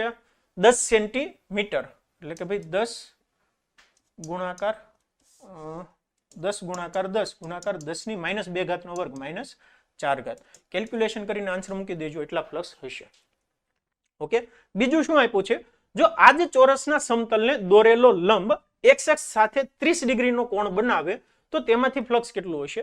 જો આ જ ચોરસનો સમતલ જે છે એ સમતલને દોરેલો લંબ, હવે આપણે સમતલ એવી રીતે મૂકી દીધું જેથી કરીને અહીંયા માની લો કે આ સમતલ છે, આ x ડાયરેક્શન છે, આ YZ સમતલ છે, બરાબર. આ x ડાયરેક્શન છે, આ YZ સમતલ છે, એટલે અહીંયા જો હું એરિયા વેક્ટર દોરું એટલે આ ડાયરેક્શનની અંદર આવે, એરિયા વેક્ટર આ ડાયરેક્શનમાં, વિદ્યુત ક્ષેત્ર આ ડાયરેક્શન. હવે શું આપ્યું છે કે હવે આ ચોરસના સમતલને દોરેલો લંબ, હવે ચોરસનું જે સમતલ છે આ સમતલને અહીંયા મેં લંબ ડ્રો કરી દીધો, તો આ જે લંબ છે એ લંબ x અક્ષ સાથે 60 નો કોણ બનાવે. એટલે માની લો કે ચોરસ આ રીતે આપ્યું છે, આ જે ક્ષેત્રફળ છે, ક્ષેત્રફળ આ રીતે આપ્યું છે અને આ રીતે એનો લંબ છે, આ રીતે ક્ષેત્રફળ છે. આ બાજુથી વિચારો તો અહીંયા આ રીતે છે, બરાબર, આ રીતે છે. તો આ એનો છે લંબ અને આ છે એક્સ અક્ષ, એની સાથે ખૂણો બનાવે છે 60 ડિગ્રીનો. તો તેમાંથી ફ્લક્સ કેટલું પસાર થતું હશે? વિદ્યુત ક્ષેત્ર છે આ ડાયરેક્શનની અંદર, વિદ્યુત ક્ષેત્ર છે આ ડાયરેક્શનમાં. એરિયા હવે સમતલ જે છે આવી રીતે છે કે એને દોરેલો લંબ એક્સ અક્ષ સાથે 30 ડિગ્રીનો ખૂણો બનાવે. એટલે એનો મતલબ એવો છે કે આનો એરિયા વેક્ટર આ ડાયરેક્શનની અંદર, વિદ્યુત ક્ષેત્ર આ ડાયરેક્શનની અંદર, ઈ અને એ વચ્ચેનો ખૂણો કેટલો છે? 60 ડિગ્રીનો. તો ફ્લક્સ ફાઈ ડેશ કહી દઉં તો ઈ એ કોસ ઈ ડોટ એ બરાબર ઈ એ કોસ થીટા. ઈ કેટલા છે? 3 ગુણાકાર 10 ની 3 ઘાત. એરિયા કેટલો છે? 10 ગુણાકાર 10 ગુણાકાર 10 ની -4 ઘાત અને કોસ 60 આન્સર આવશે. કોસ 60 ની કિંમત છે 1/2 અને આ કિંમત તો ઉપર જે તમે કિંમત ફાઇન્ડ કરી છે એના બરાબર જ છે, એટલે ઉપર જે કઈ કિંમત ફાઇન્ડ કરી એનાથી અડધી થઈ જશે. તો નવું ફ્લક્સ કેટલું હશે? 5 ડેશ. આ કેસની અંદર ફ્લક્સ કેવું હશે કે ઉપર આપણે જે કઈ ફ્લક્સ ફાઇન્ડ કર્યું એની કરતા અડધું હશે. ઉપર આપણે જે કઈ ફ્લક્સ ફાઇન્ડ કર્યું એની કરતા અડધું હશે. ઓકે સ્ટુડન્ટ, ચાલો નેક્સ્ટ ક્વેશ્ચન સોલ્વ કરીએ કે 20 સેન્ટીમીટરની બાજુવાળા એક ઘન કે જેની બાજુઓ યામ સમતલોને સમાંતર રાખેલું હોય તેમાંથી સ્વાધ્યાય 1.15 માં દર્શાવેલ વિદ્યુત ક્ષેત્રનું ફ્લક્સ કેટલું હશે? અહીંયા એકચ્યુઅલી પ્રિન્ટિંગ મિસ્ટેક છે, 1.14 આવે છે. 1.14 દર્શાવેલ વિદ્યુત ક્ષેત્રનું ફ્લક્સ કેટલું હશે તમારે કહેવાનું છે. તો જો 20 સેન્ટીમીટરની બાજુવાળો એક કેવો છે? સમઘન છે. એટલે આ રીતનો એક સમઘન આપેલો છે. 20 સેન્ટીમીટરની બાજુવાળો એક સમઘન છે. આ માની લ્યો એક્સ અક્ષ છે, આ માની લ્યો વાય અક્ષ છે અને આ માની લ્યો ઝેડ અક્ષ છે કે જેની બાજુ હોય યામ સમતલોને સમાંતર હોય, કે ભાઈ જેની દરેક બાજુ સમતલને સમાંતર હોય એ રીતે મૂકેલી છે. અને ઇલેક્ટ્રિક ફિલ્ડ જે છે એ ઇલેક્ટ્રિક ફિલ્ડ કઈ ડાયરેક્શનની અંદર છે? 3 ગુણાકાર 10 ની 3 ઘાત આઈ કેપ. 3 ગુણાકાર 10 ની 3 ઘાત આઈ કેપ એટલે કે એક્સ અક્ષની દિશામાં ઇલેક્ટ્રિક ફિલ્ડ છે. તો તમારે વિદ્યુત ક્ષેત્ર કેટલું હશે, એ વિદ્યુત ક્ષેત્રનું ફ્લક્સ કેટલું હશે તમારે કહેવાનું છે. તો ઓલરેડી આ ટાઈપના પ્રશ્નો આપણે થિયરીની અંદર જોઈ ચૂક્યા છીએ. અહીંયા જો આપણે સપાટી જોઈએ તો આ જે YZ સમતલને સમાંતર જે છે આ સપાટી બરાબર, અને બીજી આ સપાટી, આ બંને સપાટી રિલેટેડ આપણને ફ્લક્સ મળશે. અને આ જે બાકીની સપાટી છે બરાબર, આ એક ઉપરની સપાટી, નીચેની સપાટી, આ બાજુની સપાટી ને આ બાજુની સપાટી, આ ZX સમતલ વાળી, આ ZX સમતલને સમાંતર સપાટી છે અને બીજી છે આ XY સમતલને સમાંતર સપાટી બરાબર. આ XY સમતલને સમાંતર સપાટી. તો એ સપાટી જોવો કે આ ઉપરની સપાટી ને નીચેની સપાટી, વિદ્યુત ક્ષેત્ર આ ડાયરેક્શનમાં, ક્ષેત્રમાંથી પસાર થતી ક્ષેત્ર રેખાઓની સંખ્યા કેટલી? 0. તો જો હું ફ્લક્સ ફાઈ ફાઇન્ડ કરું તો φ1 + φ2 + φ3 + φ4 + φ5 + φ6, જેની અંદર આ ચાર બાજુ કહી દો કે ઉપર નીચે છે, આ 1 2 3 અને પાછળની 4, એ કેટલી થઈ ગઈ? 0 થઈ ગઈ. φ5 કેટલી થશે? φ5 માટે આ માની લો પાંચમી સપાટી છે, આ માની લો છઠ્ઠી સપાટી. ઇલેક્ટ્રિક ફિલ્ડ આ ડાયરેક્શનની અંદર, એરિયા વેક્ટર આ ડાયરેક્શનમાં, અને અહીંયા ઇલેક્ટ્રિક ફિલ્ડ આ ડાયરેક્શનની અંદર, એરિયા વેક્ટર આ ડાયરેક્શનમાં બરાબર. તો અહીંયા ફ્લક્સ કેટલું આવશે? Ea cos 180 બરાબર -Ea થશે. φ6 શું થશે? Ea cos 0 પ્લસ Ea, બધાનો સરવાળો કરો તો કુલ ફ્લક્સ કેવું થઈ જશે? 0 થઈ જશે. અને ઓલરેડી આ વસ્તુ આપણે થિયરીની અંદર ભણી ચૂક્યા છીએ કે જ્યારે સમાન વિદ્યુત ક્ષેત્રની અંદર કોઈ પણ બંધ પૃષ્ઠ મૂકેલું હોય તો એ બંધ પૃષ્ઠનું નેટ ફ્લક્સ કેવું થઈ જાય છે? 0 થઈ જાય. કેમ 0 થઈ જાય? કારણ કે જેટલું ફ્લક્સ અહીંયાથી એન્ટર થશે એટલું જ ફ્લક્સ અહીંયાથી બહાર નીકળશે. તો કુલ ફ્લક્સ કેવું થઈ ગયું? 0 થઈ ગયું. ઓકે, ચાલો નેક્સ્ટ જોઈએ. એક બ્લેક બોક્સની સપાટી આગળના વિદ્યુત ક્ષેત્રની કાળજીપૂર્વકની માપણી દર્શાવે છે કે બોક્સની સપાટીમાંથી બહાર તરફનું કુલ ફ્લક્સ 8 ગુણાકાર 10 ની 3 ઘાત ન્યૂટન ઇન્ટુ મીટર સ્ક્વેર પર કુલમ છે. તો બોક્સની અંદરનો કુલ વીજભાર કેટલો હશે? તો આવી રીતે માની લો કોઈ એક બ્લોક્સ આપ્યું છે અને બ્લોક્સની અંદર કોઈ પણ પ્રકારે કેલ્ક્યુલેટ કરીને કીધું કે ભાઈ એમાંથી બહાર નીકળતું કુલ ફ્લક્સ કેટલું છે? 8 ગુણાકાર 10 ની 3 ઘાત ન્યૂટન ઇન્ટુ મીટર સ્ક્વેર ના છેદમાં કુલમ છે. તો એ કોના બરાબર થાય? ગૌસિયન સપાટી પ્રમાણે Q inside divide by epsilon naught. તો Q ઇનસાઇડ કેટલું હશે? Q ઇનસાઇડ હશે 8 × 10⁻³ multiply by epsilon naught. Calculation કરીને જે કાંઈ આન્સર આવે એ કુલમની અંદર મૂકી દો. સેકન્ડ, જો બોક્સની સપાટીમાંથી બહાર તરફનું કુલ ફ્લક્સ 0 હોય તો તમે એવો નિષ્કર્ષ તારવી શક્યા હોત કે બોક્સમાં કોઈ વિદ્યુતભાર નથી. આવું હોય તો કેમ, અથવા ન હોય તો પણ કેમ? જો બોક્સની સપાટીમાંથી બહાર તરફનું કુલ ફ્લક્સ 0 છે, જો કુલ ફ્લક્સ 0 હોય એટલે એનો મતલબ એવો છે કે ગૌસના લો પ્રમાણે Q inside divide by epsilon naught બરાબર કેવું થઈ જાય છે? 0 થઈ જાય. તો આ શૂન્ય ક્યારે પોસિબલ છે? ત્યારે જ પોસિબલ છે કે જ્યારે ક્યુ ઇનસાઇડ શૂન્ય હોય. ક્યુ ઇનસાઇડ શૂન્ય હોય ત્યારે જ આવું પોસિબલ છે. તો જો બોક્સની સપાટીમાંથી બહાર તરફનું કુલ ફ્લક્સ શૂન્ય હોય તો તમે એવો નિષ્કર્ષ તારવી શક્યા હોત કે બોક્સમાં કોઈ વિદ્યુતભાર નથી. હા, આપણે આવું તારવી શકીએ. આવું હોય તો કેમ, અથવા ન હોય તો પણ કેમ? તો આ ઓલરેડી ગોસના લો ઉપરથી આપણે કહી શકીએ કે ભાઈ બોક્સની અંદર કોઈ વીજભાર નથી. ઓકે, ચાલો નેક્સ્ટ જોઈએ. આકૃતિ 1.31 ની દર્શાવ્યા મુજબ 10 સેન્ટીમીટર બાજુવાળા એક ચોરસના કેન્દ્રથી બહાર ઉપર 5 સેન્ટીમીટર અંતરે 10 માઇક્રોકુલમ બિંદુવત વિદ્યુતભાર રહેલો છે. તો ચોરસમાંથી વિદ્યુત ફ્લક્સનું મૂલ્ય કેટલું હશે? ચોરસને 10 સેન્ટીમીટરની ધારવાળા ઘનની એક બાજુ તરીકે વિચારો. તો ઓલરેડી તમને હિન્ટ આપી દીધી છે. તો જો આ રીતની આકૃતિ છે, આ રીતની આકૃતિ છે. અહીંયા તમને કીધું છે કે અહીંયાથી આ 10 સેન્ટીમીટર બાજુવાળું ચોરસ છે. 10 સેન્ટીમીટર બાજુવાળું ચોરસ છે. એ 10 સેન્ટીમીટર બાજુવાળા ચોરસના સેન્ટરથી અહીંયા 5 સેન્ટીમીટર અંતરે કોઈ બિંદુ છે. બરાબર? એ 5 સેન્ટીમીટર બિંદુએ કેટલો વીજભાર મૂકેલો છે? 10 માઇક્રોકુલમ જેટલો વીજભાર મૂકેલો છે. તો આ 10 માઇક્રોકુલમ વીજભારના કારણે વિદ્યુત ક્ષેત્ર રેખાઓ હશે. એ વિદ્યુત ક્ષેત્ર રેખાઓ આ જે પૃષ્ઠ છે, આ પૃષ્ઠમાંથી કેટલું પસાર થાય છે, એટલે એનું ફ્લક્સ કેટલું હશે તમારે કહેવાનું છે. તો એના માટે શું કરવાનું છે? તો એના માટે વિચારો કે માની લો કે 10 સેન્ટીમીટર બાજુવાળું આવું એક સમઘન છે. 10 સેન્ટીમીટર બાજુવાળું આવું એક સમઘન છે કે જેની માપ આ બાજુની માપ 10 સેન્ટીમીટર, આ બાજુનું માપ 10 સેન્ટીમીટર અને હાઈટ છે 10 સેન્ટીમીટર. હવે અહીંયા માની લો કે કોઈ વીજભાર છે 10 માઇક્રોકુલમનો. તો અહીંયા આ સપાટી વિચારો, આ સપાટી. તો આ 10 બાય 10 સેન્ટીમીટરની સપાટી થઈ. એના અહીંયા સેન્ટરથી આ અંતર કેટલું હશે? કુલ જે છે આખું 10 સેન્ટીમીટર, એનાથી અડધું હશે 5 સેન્ટીમીટરનું અંતર. તો એનો મતલબ એવો છે કે જો સમઘનની અંદર કોઈ વીજભાર હોય તો આ સમઘન સાથે સંકળાયેલ ફ્લક્સ કેટલું હશે? તો ફ્લક્સ હશે Q divide by epsilon naught. હવે કુલ સપાટી કેટલી છે? 6 સપાટી છે. તો 6 સપાટીમાંથી કોઈ એક સપાટી સાથે સંકળાયેલ ફ્લક્સ કેટલું હશે?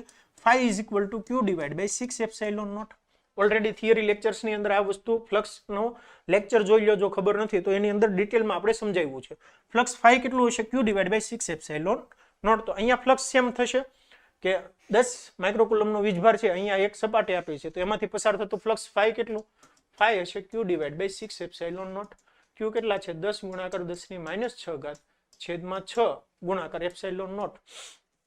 એપ્સાઇલોન નોટ ની કિંમત મૂકી દો અને આન્સર મૂકી દો. ઓકે, તો એટલું હશે ફ્લક્સ. નેક્સ્ટ ક્વેશ્ચન સોલ્વ કરીએ. નેક્સ્ટ ક્વેશ્ચન સોલ્વ કરીએ કે 9 સેન્ટીમીટરની ધારવાળા એક ઘનાકાર ગૌસિયન સપાટીના કેન્દ્ર પર 2 માઇક્રોકુલમ વિદ્યુતભાર રહેલો છે. તો આ સપાટીમાંથી કુલ ફ્લક્સ કેટલું હશે તમારે કહેવાનું છે. 9 સેન્ટીમીટરની ધારવાળો એક ઘનાકાર છે. 9 સેન્ટીમીટરની ધારવાળો એક ઘનાકાર છે આ રીતનો. એના સપાટીના કેન્દ્ર પર ગૌસિયન ઘનાકાર ગૌસિયન સપાટીના કેન્દ્ર પર એટલે અહીંયા 2 માઇક્રોકુલમનો વીજભાર રહેલો છે. 2 માઇક્રોકુલમનો વીજભાર રહેલો છે. તો આ સપાટીમાંથી કુલ વિદ્યુત ફ્લક્સ કેટલું બહાર થતું હશે તમારે કહેવાનું છે. તો એના માટે આપણે થિયરી લેક્ચર્સની અંદર જોયું હતું કે જો અહીંયા સપાટી ઉપર વીજભાર હોય તો હું આ આકૃતિ વિચારું.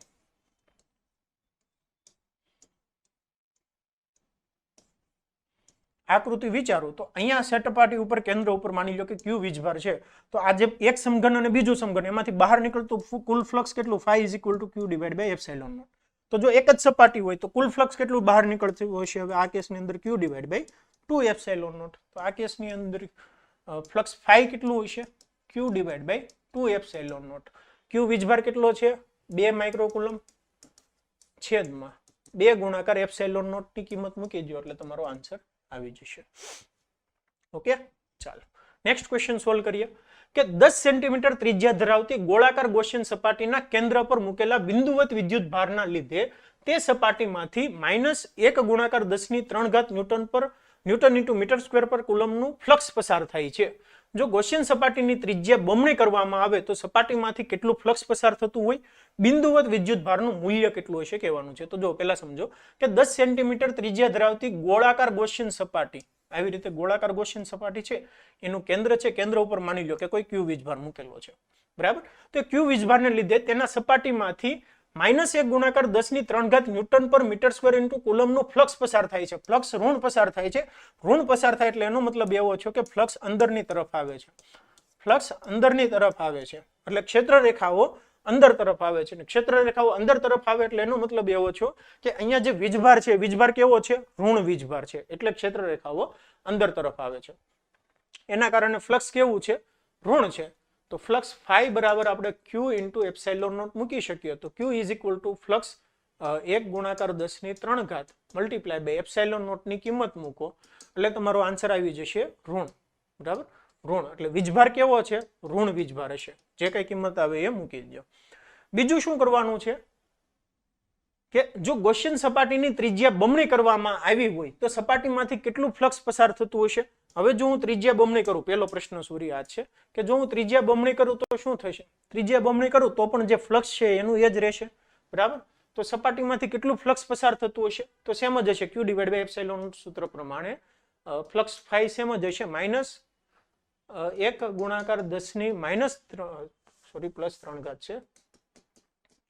ન્યૂટન ઇન્ટુ મીટર સ્ક્વેર ના છેદમાં કુલમ એટલું જ ફ્લક્સ હશે ઓકે અને બિંદુવત વિદ્યુતભારનું મૂલ્ય કેટલું હશે તો -1 × 10⁻³ મલ્ટીપ્લાય બાય એપ્સિલોન નોટ ઋણ જે કઈ કિંમત આવે તે હશે okay student next question solve કરીએ 10 સેન્ટીમીટર ત્રિજ્યાના એક વાહક ગોળા પર અજ્ઞાત વિદ્યુતભાર છે આપણને ખબર નથી 10 સેન્ટીમીટર ત્રિજ્યાનો કોઈ એક ગોળો છે એની ઉપર માની લો કે ભાઈ q વીજભાર છે ગોળાના કેન્દ્રથી 20 સેન્ટીમીટર દૂરના બિંદુએ વિદ્યુત ક્ષેત્ર અહીંયા એનું સેન્ટર છે 10 સેન્ટીમીટર છે અહીંયા 20 સેન્ટીમીટર અંતરે કોઈ બિંદુ છે p એ p બિંદુએ વિદ્યુત ક્ષેત્ર કેટલું છે અહીંયા ઇલેક્ટ્રિક ફિલ્ડ છે 1.5 × 10⁻³ ન્યૂટન પર કુલમ ત્રિજ્યાવર્તી દિશામાં અંદરની તરફ છે ત્રિજ્યાવર્તી દિશામાં અંદરની તરફ વિદ્યુત ક્ષેત્ર છે ઇલેક્ટ્રિક ફિલ્ડ આ ડાયરેક્શનની અંદર છે બરાબર એટલે કે -r છે -r દિશાની અંદર વિદ્યુત ક્ષેત્ર છે તો ગોળા પરનો કુલ વિદ્યુતભાર કેટલો થાય તો ગોળા ઉપરનો કુલ વિદ્યુતભાર કેટલો થાય તો મૂલ્ય પહેલા ફાઇન્ડ કરીએ કે E = kq divide by r નો સ્ક્વેર સ્મોલ r નો સ્ક્વેર આવશે બરાબર વીજભાર q કેટલો વીજભાર q થશે E × r² ના છેદમાં k E ની કિંમત કેટલી 1.5 ગુણાકાર 10⁻³ મલ્ટીપ્લાય બાય r નો વર્ગ r કેટલા છે 20 સેન્ટીમીટર એટલે કે 0.2 નો સ્ક્વેર છેદમાં k ની કિંમત કેટલી છે 9 ગુણાકાર 10⁹ તો એટલું હશે વીજભાર અને આ વીજભારની કિંમત કેવી હશે ઋણ હશે કેમ ઋણ હશે કારણ કે સ્ટુડન્ટ જે વિદ્યુત ક્ષેત્રની દિશા છે વિદ્યુત ક્ષેત્રની દિશા કઈ તરફ છે ત્રિજ્યાવર્તી દિશામાં અંદરની તરફ છે ત્રિજ્યાવર્તી દિશામાં અંદરની તરફ છે જો બહારની તરફ હોય તો વિદ્યુત ક્ષેત્ર આ ડાયરેક્શનની અંદર હોય અંદરની તરફ છે એટલે એનો મતલબ એવો છે કે અહીંયા વીજભાર જે છે વીજભાર કેવો છે ઋણ વીજભાર છે વીજભાર કેવો છે ઋણ વીજભાર છે એટલે અહીંયા માઇનસ વડે તમે ગુણી શકો અથવા તો પછી કહી શકો કેટલો ઋણ વીજભાર આન્સર આવે છે બરાબર બંને રીતે તમે તમારી રીતે કેલ્ક્યુલેશન કરી શકો છો એટલું સમજાય ગયું સ્ટુડન્ટ ચાલો નોર્મલ કેલ્ક્યુલેશન કરવાની છે નેક્સ્ટ ક્વેશ્ચન જોઈએ 2.4 મીટરનો વ્યાસ ધરાવતા એક સમાન વિદ્યુત ભારિત ગોળા પર વિદ્યુત ભારની પૃષ્ઠ ઘનતા 80 માઇક્રોકુલમ્બ પર મીટર સ્ક્વેર છે તો ગોળા પરનો વિદ્યુત ભાર શોધો ગોળાની સપાટીમાંથી બહાર જતું કુલ ફ્લક્સ કેટલું હશે એ તમારે કહેવાનું છે તો પહેલો પ્રશ્ન છે 2.4 મીટરનો વ્યાસ ડી કેટલો છે વ્યાસ કેટલો છે 2.4 મીટર આને ત્રિજ્યામાં કન્વર્ટ કરવાનું ન ભૂલાય 1.2 મીટર જેટલી ત્રિજ્યા થશે એ ત્રિજ્યા ધરાવતા એક સમાન વિદ્યુત ભારિત ગોળા પર વિદ્યુત ભારની પૃષ્ઠ ઘનતા અહીંયા પૃષ્ઠ ઘનતા કેટલી છે 80 માઇક્રોકુલમના છેદમાં મીટર સ્ક્વેર સિગ્મા છે તો સિગ્મા બરાબર શું થાય q ના છેદમાં a વીજભાર q બરાબર શું થશે સિગ્મા ઇન્ટુ a સિગ્મા બરાબર કેટલા છે 80 માઇક્રોકુલમ 80 ગુણાકાર 10⁻⁶ ઇન્ટુ એરિયા પાઈ r સ્ક્વેર પાઈ r નો વર્ગ એટલે 1.2 નો સ્ક્વેર કિંમત મૂકી દો એટલા કુલમ જેટલો વીજભાર હશે ઓકે બી પોર્શન ફાઇન્ડ કરીએ બી પોર્શન શું છે કે ભાઈ ગોળાની સપાટીમાંથી બહાર જતું કુલ વિદ્યુત ફ્લક્સ કેટલું હશે તો ગોળાની સપાટીમાંથી બહાર નીકળતું ફ્લક્સ ફાઇન્ડ કરવા માટે કામ કરો અહીંયા હું ગૌસિયન સપાટી લઈ લો આ જો ગૌસિયન સપાટી હોય તો ગૌસિયન સપાટી અથવા તો ફ્લક્સ ફાઇન્ડ કરવાનું છે ને એક કામ કરો q વીજભાર છે ફ્લક્સ ફાઈ બરાબર શું થાય બે સૂત્ર આપણે જોઈએ ફ્લક્સ ફાઈ બરાબર થાય કે q inside divide by epsilon naught આ સૂત્ર મૂકી દો એટલે આન્સર આવી જશે અહીંયા જો હું ગૌસિયન સપાટી લઈ લઉં તો આ ગૌસિયન સપાટીમાંથી બહાર નીકળતું ફ્લક્સ કેટલું એટલું જ ફ્લક્સ હશે જેટલું આ સપાટીમાંથી બહાર નીકળતું હોય તો ફ્લક્સ ફાઈ બરાબર હશે q ઇનસાઇડ અહીંયા જે કાંઈ q મળે એ q divide by epsilon naught કિંમત મૂકી દેજો ડિવાઇડ બાય એપ્સિલોન નોટ કરી નાખો એટલે આન્સર આવી જશે બરાબર તો ગોળાની સપાટીમાંથી બહાર જતું કુલ વિદ્યુત ફ્લક્સ કેટલું હશે q divide by epsilon naught જેટલું હશે નેક્સ્ટ ક્વેશ્ચન જોઈએ એક અનંત લંબાઈનો રેખીય વિદ્યુતભાર 2 સેન્ટીમીટર અંતરે 9 ગુણાકાર 10 ની 4 ઘાત ન્યૂટન પર કુલમ વિદ્યુત ક્ષેત્ર ઉત્પન્ન કરે છે તો રેખીય વિદ્યુતભાર ઘનતા ગણો. એટલું વિદ્યુત ક્ષેત્ર ઉત્પન્ન થાય છે. એક અનંત લંબાઈનો રેખીય વિદ્યુતભાર છે અનંત લંબાઈનો રેખીય વિદ્યુતભાર છે. મને સૂત્ર યાદ નથી, તો જો સૂત્ર યાદ ન હોય તો ડાયરેક્ટલી તમે ડિરાઈવ કરી શકો છો. 2 સેન્ટીમીટર અંતરે અહીંયા કોઈ પોઈન્ટ છે પી પોઈન્ટ આગળ ઇલેક્ટ્રિક ફિલ્ડ છે 9 ગુણાકાર 10 ની 4 ઘાત. તો આપણે શું કરતા હતા કે આવી રીતે ગૌસિયન સપાટી લઈ લેતા હતા, આવી રીતે ગૌસિયન સપાટી લઈ લેતા હતા અને ફ્લક્સ ફાઈ ફાઇન્ડ કરતા હતા. ફાઈ બરાબર શું થાય કે અહીંયા એરિયા વેક્ટર આ ડાયરેક્શનમાં, ઇલેક્ટ્રિક ફિલ્ડ આ ડાયરેક્શનમાં, અહીંયા ફ્લક્સ 0, અહીંયા ફ્લક્સ 0, અહીંયા area multiply by 2 pi R, એ multiply by 2 pi R into L, બરાબર, આની લંબાઈ છે એલ. તો એ બરાબર શું થાય કે ઇલેક્ટ્રિક ફિલ્ડ આ ડાયરેક્શનમાં 2 પાઈ આર અને L area is equal to કુલ ફ્લક્સ થાય Q inside divide by epsilon naught. અને ક્યુ ઇનસાઇડ બરાબર કેટલા થશે? તો અહીંયા એલ લંબાઈ છે, એની ઉપર માની લો રેખીય વિદ્યુતભાર ઘનતા છે લેમ્ડા, તો lambda is equal to Q divide by L. એટલે ક્યુ બરાબર શું થાય? Lambda into L, lambda into L divide by epsilon naught. L ઉડી ગયા, વિધા કેટલા? ઈ ઇઝ ઇક્વલ ટુ, અથવા તો લેમ્ડાની કિંમત ફાઇન્ડ કરવાની, તો લેમ્ડા બરાબર શું થાય? E into 2 pi R into epsilon naught. ઈની કિંમત 9 ગુણાકાર 10 ની 4 ઘાત 2 પાઈ, આરની કિંમત અંતર 2 સેન્ટીમીટર 0.02, એપ્સિલોન નોટ ની કિંમત મૂકી દો, જે કઈ આન્સર આવે એ મૂકી દો. એકમ શું આવશે? એકમ આવશે કુલમ પર મીટર. એકમ શું આવશે? કુલમ પર મીટર એકમ આવશે. તો આ રીતે તમે રેખીય વિદ્યુતભાર ઘનતા ગણી શકો છો. ઓકે, ચાલો નેક્સ્ટ ક્વેશ્ચન સોલ્વ કરીએ. એક મોટી પાતળી ધાતુની પ્લેટો એકબીજાની નજીક અને સમાંતર છે. તેમની અંદરની બાજુઓ પર વિરુદ્ધ ચિહ્નો ધરાવતી અને 17 ગુણાકાર 10 ની -22 ઘાત કુલમ પર મીટર સ્ક્વેર મૂલ્યની વિદ્યુતભારની પૃષ્ઠ ઘનતા છે. તો પ્રથમ પ્લેટની બહારના વિસ્તારમાં, બીજી પ્લેટની બહારના વિસ્તારમાં અને બંને પ્લેટોની વચ્ચેના વિસ્તારમાં વિદ્યુત ક્ષેત્રની ગણતરી કરો. તો આના માટે આપણે સૂત્રનો યુઝ કરીશું કે ભાઈ અનંત લંબાઈની વિદ્યુત ભારિત પ્લેટના કારણે એ વિદ્યુત ભારોથી કોઈ પણ અંતરે આવેલું કોઈ બિંદુ છે, તો આ પી બિંદુ આગળ વિદ્યુત ક્ષેત્ર કેટલું હશે? તો sigma divide by 2 epsilon naught હશે.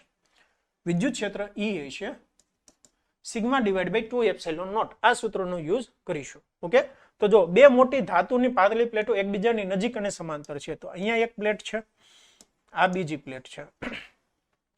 તેમની અંદરની બાજુઓ પર વિરુદ્ધ ચિહ્નો ધરાવતી અને 17.0 ગુણાકાર 10 ની 22 ઘાત કુલમ પર મીટર સ્ક્વેર મૂલ્યની વિદ્યુત ભારની પૃષ્ઠ ઘનતા છે. વિરુદ્ધ ચિહ્નો છે એટલે અહીંયા માની લો કે ધન ઘનતા છે, અહીંયા માની લો ઋણ ઘનતા છે. બરાબર, તમે આ બાજુ ઋણ આ બાજુ ધન લઈ શકો, ચાલે. અહીંયા સિગ્મા કેટલી છે? સિગ્મા છે 17 ગુણાકાર 10 ની -22 ઘાત. અહીંયા છે સિગ્મા ઇઝ ઇક્વલ ટુ -17 ગુણાકાર 10 ની -22 ઘાત કુલમ પર મીટર સ્ક્વેર મૂલ્યની વિદ્યુતભાર પૃષ્ઠ ઘનતા છે. તો પ્રથમ પ્લેટની બહારના વિસ્તારમાં, એટલે આ પ્રથમ પ્લેટનો બહારનો વિસ્તાર, આને હું કહી દઉં એ. બીજી પ્લેટની બહારનો વિસ્તાર, તો આ બીજી પ્લેટની બહારનો વિસ્તાર, આને હું કહી દઉં બી. અને બંને પ્લેટોની વચ્ચેનો વિસ્તાર, આને હું કહી દઉં સી. તો આ એ, બી અને સી પોઈન્ટ આગળ વિદ્યુત ક્ષેત્ર કેટલું છે તમારે કહેવાનું છે. તો એ પોઈન્ટ આગળ વિદ્યુત ક્ષેત્ર, અહીંયા જે ધન પ્લેટ છે એ ધન પ્લેટના કારણે કઈ ડાયરેક્શનની અંદર હશે? આ ડાયરેક્શનમાં. એ સિગ્મા કહી દેવાનું. અહીંયા જે ઋણ પ્લેટ છે એ ઋણ પ્લેટના કારણે એ પોઈન્ટ આગળ વિદ્યુત ક્ષેત્ર કઈ દિશાની અંદર હશે? આ ડાયરેક્શનની અંદર. E sigma minus. બરાબર, બંનેનું મૂલ્ય કેવું હશે? સમાન હશે, sigma divide by 2 epsilon naught. બેની ડાયરેક્શન કેવી છે? વિરુદ્ધ દિશામાં. તો ઈ એ પોઈન્ટ આગળ ઇલેક્ટ્રિક ફિલ્ડ કેવું હશે? શૂન્ય હશે. બરાબર, તો ઈ એ આગળ ઇલેક્ટ્રિક ફિલ્ડ કેટલું હશે? તો ઈ સિગ્માના કારણે પ્લસ ઈ સિગ્મા માઇનસના કારણે. ઈ સિગ્માના કારણે sigma divide by 2 epsilon naught plus E sigma માઇનસના કારણે આ ડાયરેક્શનમાં, એટલે આને કહીજો -2 ડિવાઇડ બાય એપ્સિલોન નોટ બરાબર 0. સિમિલરલી બે પોઈન્ટ આગળ વિચારો. ઋણ વીજભારના કારણે વિદ્યુત ક્ષેત્ર આ ડાયરેક્શનમાં, ધન વીજભારના કારણે વિદ્યુત ક્ષેત્ર આ ડાયરેક્શનમાં. બેયનું મૂલ્ય સમાન છે, વિરુદ્ધ દિશામાં છે, તો નેટ વિદ્યુત ક્ષેત્ર 0. સી પોઈન્ટ આગળ વિચારીએ તો સી પોઈન્ટ આગળ ધન વીજભારના કારણે વિદ્યુત ક્ષેત્ર આ ડાયરેક્શનમાં, ઋણ વીજભારના કારણે વિદ્યુત ક્ષેત્ર આ ડાયરેક્શનમાં. તો આ ડાયરેક્શન લઈ લો પોઝિટિવ. તો ધન વીજભારના કારણે વિદ્યુત ક્ષેત્ર sigma divide by 2 epsilon naught. ઋણ વીજભારના કારણે વિદ્યુત ક્ષેત્ર sigma divide by 2 epsilon naught. વધ્યા કેટલા? 2 sigma divide by 2 epsilon naught is equal to sigma divide by epsilon naught. Sigma divide by epsilon naught. તો આ છે વિદ્યુત ક્ષેત્રની દિશા. આ છે વિદ્યુત ક્ષેત્રનું મૂલ્ય અને દિશા. ઓકે સ્ટુડન્ટ, ચાલો. તો જો તમે સ્ટુડન્ટ બ્રોના પેડ કોર્સની અંદર એનરોલ થવા માંગો છો તો તમે એનરોલ કરી શકો છો. તમને ખૂબ જ નજીવી અમાઉન્ટની અંદર ખૂબ જ સારું શિક્ષણ અહીંયાથી પ્રોવાઈડ કરવામાં આવે છે. જો તમે 12thની અંદર છો તો કર્તવ્ય બેચની અંદર જોઈન થઈ શકો છો. ફોર બોર્ડ અને ગુજસેટની પ્રિપેરેશન કમ્પ્લીટ તમારી અહીંયાથી થઈ જશે, બરાબર. અને જો તમે નીટ અને જેઈની પ્રિપેરેશન કરો છો તો તમારા માટે છે લક્ષ્ય બેચ 1 યરની વેલિડિટી સાથે. લક્ષ્ય બેચ 1 યરની વેલિડિટી સાથે. અને જો તમે ધોરણ 11thની અંદર છો અને અથવા તો તમારો કોઈ ફ્રેન્ડ રિલેટિવ છે 11માની અંદર, તો એમના માટે છે પ્રારંભ બેચ. અને જો 2 વર્ષના કમ્બાઇન્ડ કોર્સ સાથે અમારી સાથે જોઈન થવા માંગતા હોય 2 યરના કમ્બાઇન્ડ કોર્સ માટે, તો એમના માટે છે બ્રહ્માસ્ત્ર બેચ, બરાબર. તો આ રીતે અમારી બેચની અંદર એનરોલ કરી શકો છો. કઈ રીતે એનરોલ કરવાનું છે તો એના માટે ડાઉનલોડ કરો student bro for NEET JEE application. Student bro for NEET JEE, આપણે 2 એપ્લિકેશન છે સ્ટુડન્ટ બ્રોની. એક સ્પેશિયલ અલગથી એપ્લિકેશન છે નીટ અને જેઈના વિદ્યાર્થીઓ માટે, 11-12 સાયન્સ માટેની. તો student bro for NEET JEE application download કરો. એની અંદર તમને આ બધી બેચ જોવા મળશે. એની અંદર તમે એનરોલ કરી શકો છો. જો કોઈ પણ પ્રકારનો ડાઉટ હોય તો તમે 8141818102 નંબર ઉપર કોલ કરીને વધુ ઇન્ફોર્મેશન મેળવી શકો છો. ઓકે, તો થેન્ક યુ સો મચ. તમે કમ્પ્લીટ સેશન્સ જોયો, એક્સરસાઇઝના બધા ક્વેશ્ચન સોલ્વ કર્યા. મારી તમને એક રિક્વેસ્ટ છે કે ભાઈ જ્યાં જ્યાં મેં કેલ્ક્યુલેશન્સ નથી કરી, બરાબર, કેમ કે કેલ્ક્યુલેશન કરવામાં સમય ખાલી ખોટો વધુ જાય છે, તો જ્યાં જ્યાં કેલ્ક્યુલેશન નથી કરીને ત્યાં તમે કેલ્સી લ્યો અને કેલ્ક્યુલેશન કરીને ફાઇનલ આન્સર મૂકો કે ભાઈ આ ફાઇનલ આન્સર આવે, આની કેલ્ક્યુલેશન થઈને આ જવાબ આવે છે. ઓકે સ્ટુડન્ટ, તો ગુડ બાય. ફરી મળીશું કોઈ નવા સેશનની અંદર નવા વિડીયો સાથે. ત્યાં સુધી આવજો.